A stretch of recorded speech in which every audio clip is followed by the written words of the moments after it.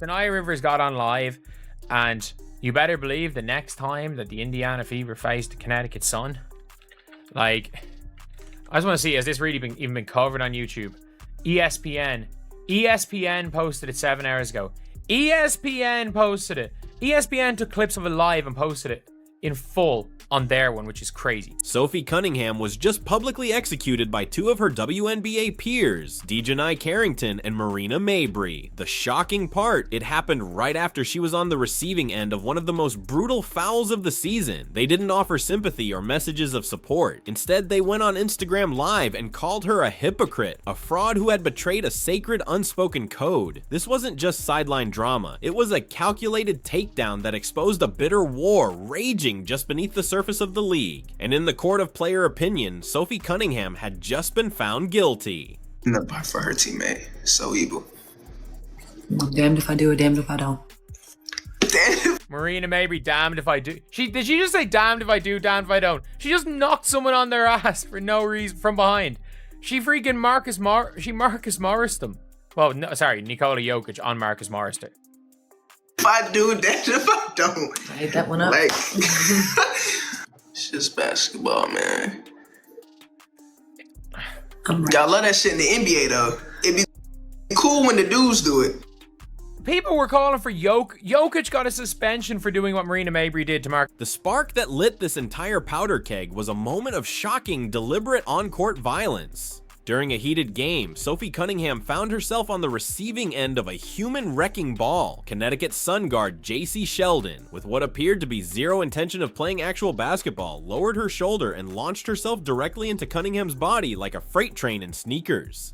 I want to talk about, this is crazy. This is Saniya Rivers and Marina Mabrey going on TikTok after that Connecticut Sun game and lying. And this is an example. I want to go through some things with this because this is an example to me of what an absolute unprofessional cesspool the WNBA is. I know you all know that, but I still think it's important to talk about this because history gets rewritten all of the time. I just saw somebody talking about now that with the Cheryl Reeves stuff, if you saw my video, people talking about how Caitlin Clark was not playing well at the time of the selection and on. And that, again, revisionist history. I did a deep dive at the time. Playing as well or better than any guard in the league. It wasn't a hard screen. It wasn't a clumsy collision. It was a statement. The impact sent Sophie flying, a visceral display of force that had commentators and fans gasping in disbelief. On the surface, it looked like another example of the hyper-physicality that has come to define this WNBA season. But this was different. This hit felt personal, targeted, and loaded with an unspoken message that echoed far beyond the court. And what happened next would prove that this was never just about a hard foul. It was about a reckoning. So first of all, there was a practice. They did their media during the practice. They pulled Sophie Cunningham aside, and of course they asked her about the J.C. Sheldon incident, and she stood on business. She said, this has been going on for a couple years now. Mind you, she was on the Phoenix Mercury last season, but she had mentioned that this had been going on for a couple years now with Caitlin Clark, and she was basically sending a message. To understand why that shoulder check carried the weight of a public sentencing, you have to understand the role Sophie Cunningham had carefully crafted for herself in the weeks prior. As the media narrative around Caitlin Clark's rookie season reached a fever pitch, focusing intensely on the physicality she faced, Cunningham stepped into the spotlight. She became one of Clark's most vocal and visible defenders. Caitlin Clark is the golden goose. Every game she is dropping golden eggs, and they are trying to strangle the golden goose to death. There's jealousy, there is hate. Everyone in the league seems to hate the fact that Caitlin Clark is making the league relevant. If I were advising Caitlin Clark, I would say start your own pro basketball league for women. I don't know why she benefits from the WNBA at all. She could go out, she is the draw for women's basketball, and set up her own league. She might even be able to own the majority of the league. She could probably become a billionaire, set it up with far fewer teams. You play far fewer. She went on podcasts, gave fiery interviews, and was quoted in countless articles, positioning herself as a veteran voice of reason, a noble advocate calling for the league to protect its brightest new star. In the eyes of the public and the media, she was a hero, a rare player willing to cross team lines to stand up for what was right. She was building a brand as the righteous protector of the game's golden goose. But while she was collecting praise from the outside world, she was unknowingly painting a target on her back within her own ranks. The Fever saw it coming. They went and got Sophie Cunningham, 6-year-old black belt.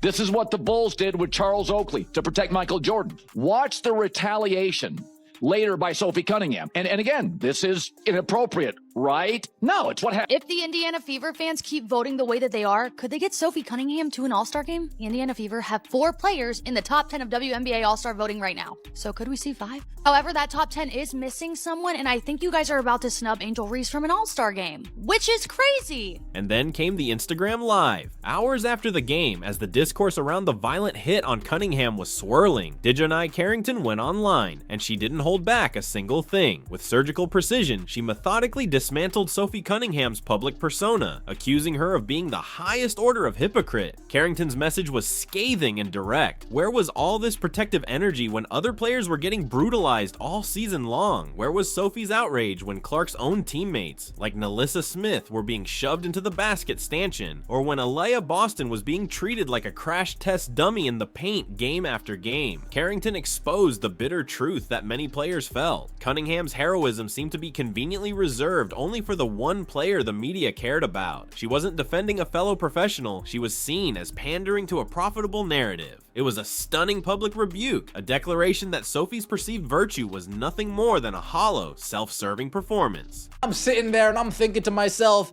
is anybody on this team gonna stand up for Caitlin Clark? JC Sheldon grabbing Caitlin Clark all game, clawing at her. It's like tonight was a brawl, folks. Tonight was a brawl, and I'm sitting there, I'm like, is anybody on this team going to stand up for? And Sophie Cunningham. And standing right there, a pillar of ice as Carrington delivered this verbal demolition, was Marina Mabrey. She said almost nothing, but her cold, unwavering stare was more powerful than any speech could ever be. Mabrey is the undisputed queen of unbothered intensity, the goddess of not giving a damn, and her silent presence was a chilling, absolute endorsement of every single word Carrington said. And let's start with the play that set off the entire night. So as you guys can see here, JC Sheldon is guarding Caitlin Clark. She swipes her in the eyeball. Caitlin Clark nudges her off because JC stays in her face. And then Tina Charles runs over and is kind of wagging her finger in Caitlin Clark's face. And then Marina Mabrey comes out of nowhere and chucks her to the floor. Now let's watch this in slow motion. Here, JC Sheldon is guarding Caitlin, swipes her in the face. There's one. Going for the ball, swipes her in the eyeball. Caitlin's gonna have to start wearing goggles. And then Caitlin pushes her off of her, like, why are you still in my face?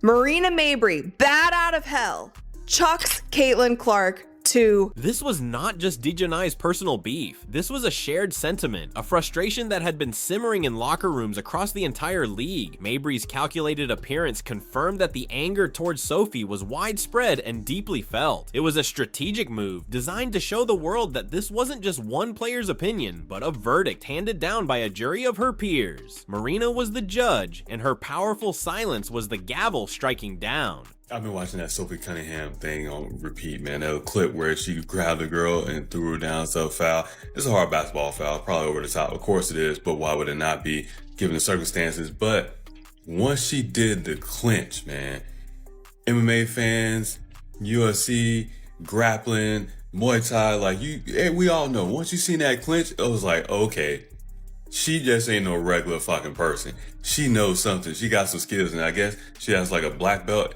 in Taekwondo or some shit like that, which is wild. And apparently she was the kicker on a high school football team. I mean, I've been going to the fucking lore of what is Sophie Cunningham. I'm like, God damn. This is what they mean when they talking about they like snow bunnies. Like this This entire saga is a symptom of a much larger, more complex issue, the Caitlin Clark effect. Her explosive arrival has brought unprecedented money, attention, and viewership to the WNBA, but it has also created a deeply uncomfortable tension that threatens to fracture the league from within. The media coverage has been almost exclusively focused on her, framing every hard foul she receives as a national incident worthy of congressional debate. Nah. Enough's enough, bruh.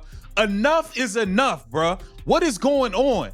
WNBA, y'all need to get this under control. This is ridiculous. Marina Mabrey, you just put yourself in the Dejanay Carrington box. You dirty slime ball player, you come and blindside Caitlin Clark. Marina Mabrey assaulted and tried to fight Caitlin Clark today. This is ridiculous. WNBA, Kathy Engelberg, do something. Do y'all want to go back to 55 to 60% of the people not watching shit again? I normally don't cuss in my blogs, but forget that. This was bull. Meanwhile, other players, including seasoned veterans and Clark's own teammates on the Indiana Fever, endure the same, if not worse, physicality with a fraction of the outrage. The refs often swallow their whistles, and the media barely registers it. This glaring double standard has created a deep and palpable sense of resentment, a feeling that there are two different sets of rules now, one for Caitlin Clark and one for everyone else. It has divided the league into those who are protected by the narrative and those who are left to fend for themselves. All right, enough is enough. You know, at some point, the line gets crossed too often where something needs to be done and things need to be corrected. And that is certainly the case with the way things around Caitlin Clark are officiated. This is a constant problem now. You know, it is something that since the beginning, I've kind of like backed off on, because physical play is a part of sports. You know, going after a superstar and trying to rough them up a little bit to get in their head is a part of sports. But when it crosses the line, the referees need to do their... This is not a new feeling for Marina Mabrey. Her frustration has its own long and documented history. We only need to look back to the infamous game when her Chicago Sky faced the Indiana Fever. In that contest, it was Mabrey herself who delivered a hard shove to Caitlin Clark after a play, an act born from that same deep well of frustration. She's been on the front lines of this battle since the beginning, feeling the imbalance firsthand. Welcome to WNBA Fight Night, or as some people are saying, WNBA Raw. What a game that was. We had it all. We had basketball, we had fighting, we had blonde on blonde crime. Oh, such an epic.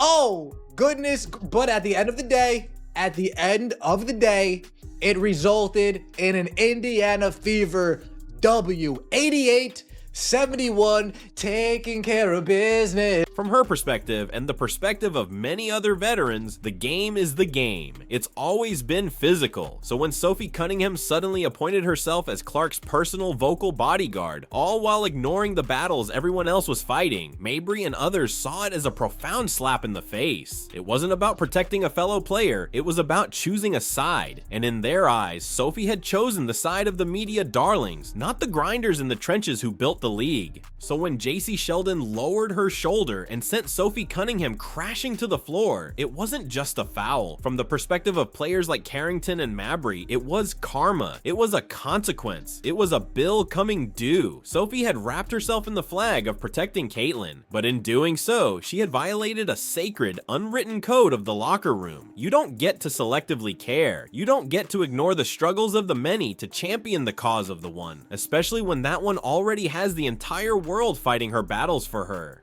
The live stream that followed wasn't just petty drama, it was the enforcement of that code. Carrington and Mabrey were publicly branding her an outsider, someone who chose to play politics over demonstrating true solidarity. Sophie Cunningham wasn't just hit on the court, she was exiled from the circle of trust in front of everyone. While the internet was exploding over this player-on-player drama, a deafening silence came from one key place, the WNBA league office. The very organization that markets its players as the toughest athletes on the planet seemed paralyzed. The foul from JC Sheldon resulted in a minor penalty, a slap on the wrist that felt more like a formality than a punishment. This institutional weakness only fuels the players' resentment.